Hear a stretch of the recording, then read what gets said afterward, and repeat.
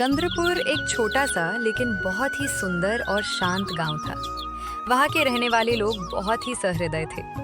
जरूरत पड़ने पर वे एक दूसरे की मदद के लिए हमेशा तैयार रहते थे। सुबह होते ही पूरे गांव में चहल पहल शुरू हो जाती थी। लोग अपने अपने काम पर निकल पड़ते थे। इसी गांव में बिरजू नाम का एक मेहनती आदमी अपनी पत्नी और छोटे बच्चे के साथ किराए के एक छोटे से मकान में रहता था। बिरजू अपने परिवार का खर्च चलाने के लिए गांव में एक छोटा सा पाव भाजी का ठेला लगाता था। उसके साथ हाथ बटाने के लिए छोटू नाम का एक लड़का भी काम करता था। दोनों बहुत ही मेहनती थे। वे सुबह से लेकर शाम तक पूरे मन लगाकर अपने ठेले पर स्वादिष्ट और चटपटी पाव भाजी बनाते थे। उसकी पाव भाजी का स्वाद इतना लाजवाब था कि गांव के लोगों के लिए उसे खाए बिना दिन की शुरुआत ही नहीं होती थी। हर सुबह की तरह उस दिन भी बिरजू ने अपना ठेला सजाया और गर्मा गर्म पाव भाजी बनानी शुरू कर दी। कुछ ही देर में वहाँ ग्राहक आने लगे। अरे बिरजू भैया, जल्दी से एक प्लेट गर्मा गर्म पाव भाजी लगा दो, बहुत जोरों की भूख लगी है। मेरे लिए भी एक प्लेट ज्यादा मक्खन डालकर बनाना, तुम्हारी पाव भाजी का स्वाद कहीं और नहीं मिलता। ग्राहक की बात सुनकर बिरजू और छोटू तुरंत काम में लग गए। गरम तवे पर जैसे ही मक्खन डाला गया, उसकी लाजवाब खुशबू चारों तरफ फैल गई। कुछ ही मिनटों में दोनों ने एक एक करके सभी ग्राहकों को गर्मा गर्म और स्वादिष्ट पाव भाजी परोसनी शुरू कर दी। पहला निवाला खाते ही सभी ग्राहकों के चेहरे खुशी से खिल उठे। वाह वाह, क्या स्वाद है, मजा आ गया, वाह। सच कहा है भाई, बहुत ही स्वादिष्ट है ये पाव भाजी। अरे बिरजू भैया, ये कैसी पाव भाजी खिला दी आपने? क्यों, अच्छी नहीं बनी क्या? अच्छी? अरे ये तो बहुत अच्छी बनी है, एकदम शहर के बड़े होटल में मिलने वाली जैसी है। धन्यवाद भैया।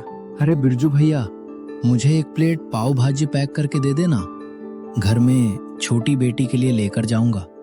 वो बहुत दिनों से पाव भाजी खाने की जिद कर रही थी। अरे एक प्लेट से क्या होगा, 2 प्लेट लेकर जाइए, एक बिटिया के लिए और दूसरी भाभी जी के लिए। आप बिना बिरजू भैया, चलिए 2 प्लेट ही पैक कर दीजिए।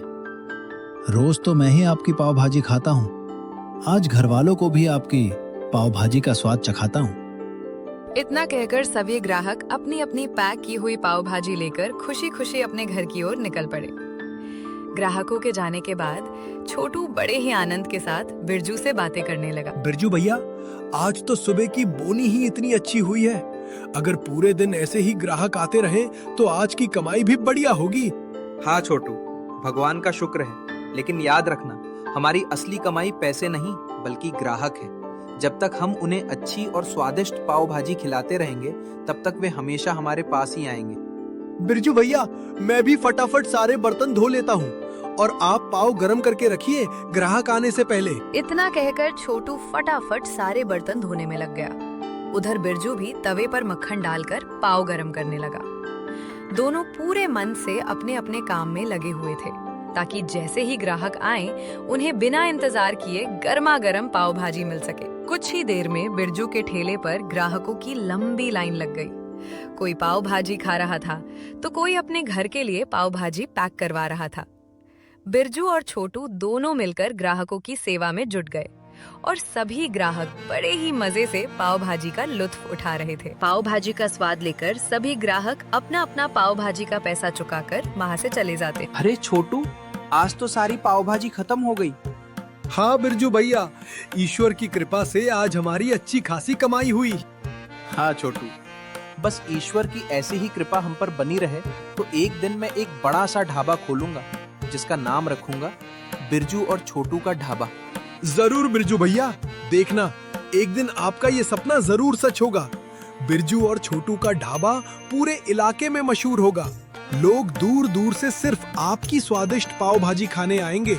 मैं भी उस दिन तक आपका साथ कभी नहीं छोड़ूंगा। ईश्वर करे ऐसा ही हो छोटू। चल, अब यहाँ खड़े होकर बातें करने से अच्छा है घर चलते हैं। कल सुबह भी तो जल्दी आकर काम शुरू करना है ना। इतना कहकर बिरजू और छोटू दोनों घर के लिए निकल ही रहे होते हैं, तभी एक और ग्राहक उनके ठेले पर आ जाता। अरे बिरजू भैया, पाव भाजी मिलेगी? माफ कीजिएगा भैया, आज की सारी पाव भाजी खत्म हो गई। अगर आप बुरा ना माने तो कल जरा जल्दी आइएगा। ठीक है बिरजू भैया, मैं कल जल्दी आऊंगा। ग्राहक के जाने के बाद दोनों सीधे अपने अपने घर के लिए निकल पड़ते हैं। कुछ ही देर में बिरजू अपने घर पहुंच जाता है। उसे देखते ही उसकी पत्नी मुस्कुराते हुए बोली, आ गए जी, आज तो बहुत देर हो गई। हाँ राधा, आज ठेले पर अच्छी खासी भीड़ थी, इसलिए थोड़ा देर हो गई। आप बहुत थक गए हैं ना, आप आराम कीजिए, मैं अभी आपके लिए खाना लगा देती हूँ। खाना खत्म करने के बाद बिरजू थका हुआ था। बिस्तर पर पड़ते ही उसे नींद आ गई। अगले दिन सुबह होते ही बिरजू और छोटू नए उत्साह और पिछले दिन जैसी अच्छी कमाई की उम्मीद के साथ अपना ठेला लगाकर फिर से गर्मा गर्म और स्वादिष्ट पाव भाजी बनाने में लग जाते हैं। लेकिन उस दिन कुछ अलग ही हुआ। जहाँ रोज सुबह बिरजू के ठेले पर ग्राहकों की भीड़ लग जाती थी, वहीं उस दिन उसे ग्राहकों का इंतजार करना पड़ रहा था। इसका कारण ये था कि बाजार में शहर से आए एक आदमी ने नया और बड़ा होटल खोल दिया था। उसकी चमक दमक देखकर ज्यादातर लोग उसी होटल की ओर जाने लगे थे। अरे छोटू, आज क्या हुआ है? इतना समय हो गया लेकिन अभी तक एक भी ग्राहक नहीं आ रहा है। हाँ बिरजू भैया, मैं भी यही सोच रहा हूँ। इसी समय तो ग्राहकों की लंबी लाइन लग जाती थी, आज अचानक क्या हो गया? तभी वहाँ से गुजर रहा एक ग्राहक बिरजू के ठेले के पास आया और बोला, अरे बिरजू, तूने सुना नहीं? बाजार में एक नया होटल खुला है। वहाँ खाने का दाम भी कम है, बैठने के लिए एसी की व्यवस्था भी है, इसलिए आजकल ज्यादातर लोग वहीं खाने जा रहे हैं। उस नए होटल के खुलने के बाद बिरजू की पाव भाजी की बिक्री लगभग बंद सी हो गई। लोग कम दाम में एसी में बैठकर खाना खाने के लिए उसी होटल में जाने लगे। उधर बिरजू का ठेला घंटों तक ग्राहकों का इंतजार करता रहता, लेकिन एक भी ग्राहक उसके ठेले पर नहीं आ रहा था। पूरा दिन ग्राहकों का इंतजार करने के बाद भी एक भी ग्राहक नहीं आया। सभी ग्राहक उस नए होटल में एसी में बैठकर खाना खाने चले गए थे। इसलिए बिरजू ने मजबूर होकर अपना ठेला बंद किया और छोटू के साथ उदास मन से घर की ओर चल पड़ा। कुछ ही देर में बिरजू तो अपने घर पहुंच गया, लेकिन छोटू अपने घर जा ही रहा था, तभी रास्ते में उसे नए होटल का मालिक मिल गया और कहने लगा, अरे छोटू, क्या तुम मेरे यहाँ काम करोगे? मैं तुम्हें अच्छी तनख्वाह दूंगा और साथ में रहने और खाने की सुविधा भी बिल्कुल मुफ्त मिलेगी। होटल मालिक की बात सुनकर छोटू गहरी सोच में पड़ गया। एक तरफ बिरजू था जिसने मुश्किल हालात में उसे काम दिया था, और दूसरी तरफ उसके परिवार की जिम्मेदारी थी। कुछ देर तक सोचने के बाद उसने अपने घर की मजबूरी को देखते हुए होटल मालिक का प्रस्ताव स्वीकार कर लिया। उस दिन के बाद छोटू उसी नए होटल में काम पर लग गया। अगले दिन सुबह रोज की तरह बिरजू ने अपना ठेला लगाया, लेकिन उस दिन वो अकेला ही था। वो काफी देर तक छोटू का इंतजार करता रहा। तभी एक ग्राहक वहाँ आकर उससे कहता है, अरे बिरजू भैया, क्या छोटू ने आपके यहाँ काम छोड़ दिया है क्या? नहीं तो क्यों? आप ऐसा क्यों बोल रहे हो? नहीं, मैंने छोटू को उसी नए होटल में काम करते हुए देखा था। क्या बात कर रहे हो? छोटू ने मुझे बिना बताए ही उस नए होटल में काम शुरू कर दिया? ये बात सुनकर बिरजू का दिल ही टूट गया। उसे ग्राहकों के कम होने का जितना दुख नहीं था, उससे कहीं ज्यादा दर्द इस बात का था कि छोटू ने बिना कुछ बताए उसका साथ छोड़ दिया। बिरजू छोटू को अपने छोटे भाई की तरह मानता था। वो मन ही मन सोचता था कि एक दिन दोनों मिलकर बिरजू और छोटू का ढाबा खोलेंगे, लेकिन आज वही सपना अधूरा होता हुआ दिखाई दे रहा था। फिर भी बिरजू ने हिम्मत नहीं हारी और भारी मन से अपने ठेले पर काम करने लगा। उसी समय सड़क पर एक चमचमाती लग्जरी कार आकर बिरजू के ठेले के सामने रुकती है। कार से शहर के मशहूर और नामी गिरामी बिजनेसमैन विक्रम सिंघानिया बाहर उतरते हैं। वो सीधे बिरजू के ठेले के सामने आकर कहते हैं, अरे भैया, मुझे एक प्लेट पाव भाजी खिलाइए तो।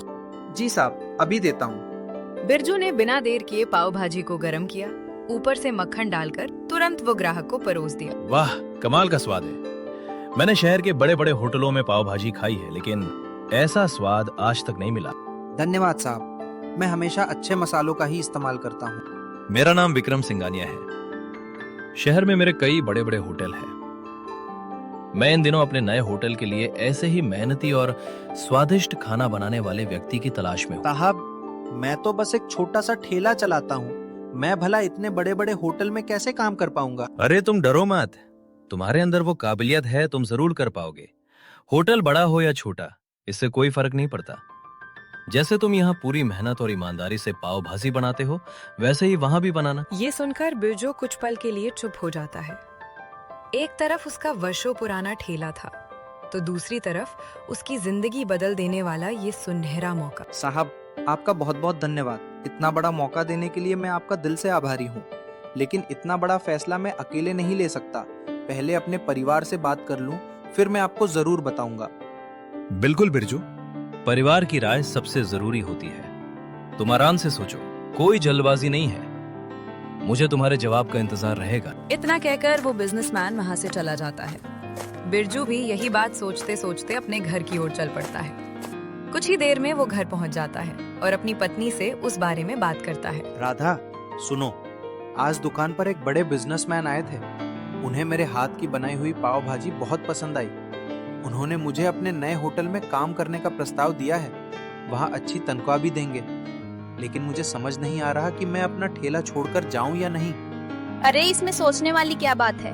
वैसे भी आपका ठेला पहले जैसा नहीं चल रहा है और ऊपर से छोटू भी आपका साथ छोड़कर चला गया है।